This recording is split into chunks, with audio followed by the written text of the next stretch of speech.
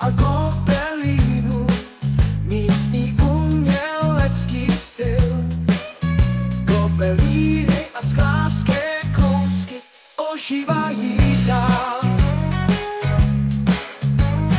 Expozice skla a Gobelínu, místní umělecký styl.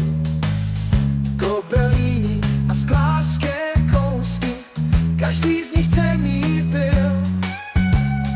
Kavárnička tu spekla, zámecký život zobrazen.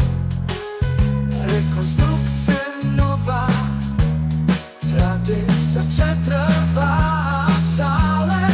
Anglický park a Jurkovičův altár, sochy kašna, historie, co nám dává plán.